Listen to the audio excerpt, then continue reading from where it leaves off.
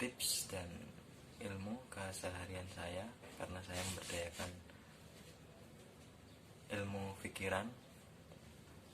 Dimana kita bahas kupas habis tentang garam ya teman-teman, manfaat dan fungsi garam yang selama ini digunakan oleh ya mungkin sebagian tokoh-tokoh seperti dukun ataupun ustadz ataupun paranormal, biasanya di Jawa ya seringnya, karena saya sendiri orang Jawa ya.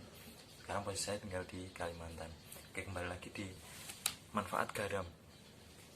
Garam atau kalau orang Jawa bilang uyah. Nah, garam sendiri dalam suatu surat, ini saya ceritakan dulu. Dalam suatu hadis Rasul pernah menceritakan bahwa garam itu banyak manfaatnya dalam kesehatan, dalam rasa pun juga mempengaruhi. Dimana kalau kita menangani orang kesurupan bisa memakai garam. Dengan garam itu mengikuti ilmu pikiran teman-teman. Gimana kita cara, misal ada teman kita kesurupan, kita ambil garam dan kita kasih air sedikit, kita campur sambil kita bismillah ya di depan orang yang kesurupan. Habis itu kita siramkan, insya Allah sembuh normal. Nah, kenapa saya bahas garam? Karena kebanyakan orang itu banyak yang dijambi-jambi gini. Itu tanpa dijambi-jambi pun, tanpa apapun, yang penting punya keyakinan dalam diri saya. Agama saya sendiri itu disuruh iman itu artinya keyakinan. Buatlah keyakinan dimana Tuhanlah yang mampu menyembuhkan semua segala dan apapun yang terjadi pada kita. Tapi kita perlu ketahui, tetap kita usaha dengan menggunakan apa ya, garam itu, karena dia sendiri sudah ada manfaatnya.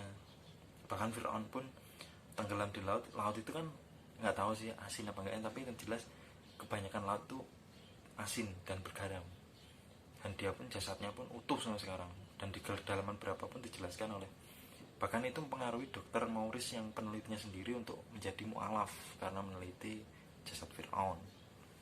Itu ya ceritanya. Kembali lagi ke topik garamnya, dimana garam itu untuk kesembuhan segala penyakit.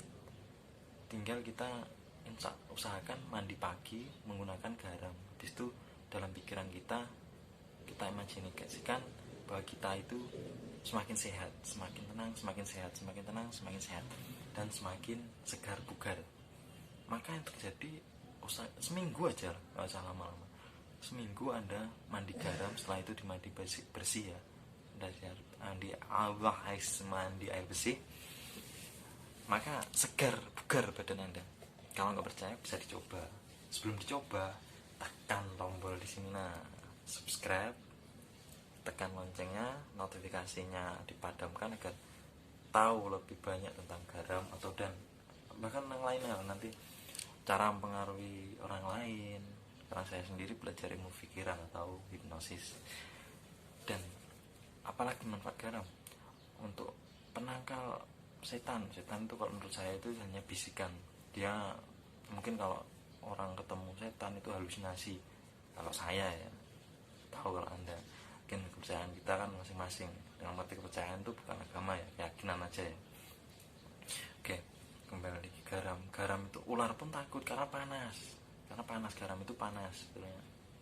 Dan hal-hal negatif dalam diri kita itu bisa dihilangkan dengan menggunakan garam. Dikonsumsi bisa, tapi alangkah bagusnya sebetulnya kalau dikonsumsi kita melalui proses dimana kita membersihkan dalamnya. Kalau dari luar kita bisa membersihkan jiwa raga kita dari luar, dimana kita terpengaruh itu dari hal-hal negatif yang dari luar, informasi ataupun dari media, mata, telinga, rasa, lidah. Makanya lewat dalam kita seperti mati rasa ataupun bahkan stroke teman-teman. Itu saya praktekkan sendiri ke saudara ibu saya. Itu metodenya ada 2 cara.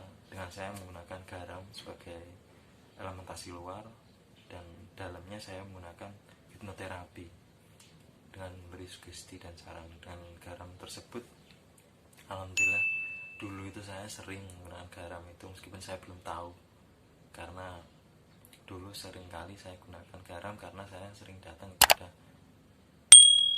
suatu ustadz atau paranormal untuk menyembuhkan segala penyakit, itu pasti dikasih garam. Dan semenjak saya belajar hipnosis, saya pelajari benar-benar garam, bahwa tanpa beri, ya mungkin menambah keyakinan ya, karena suatu keyakinan itu membuat diri kita semakin percaya. Dan garam itu pun sekalinya punya manfaat sendiri,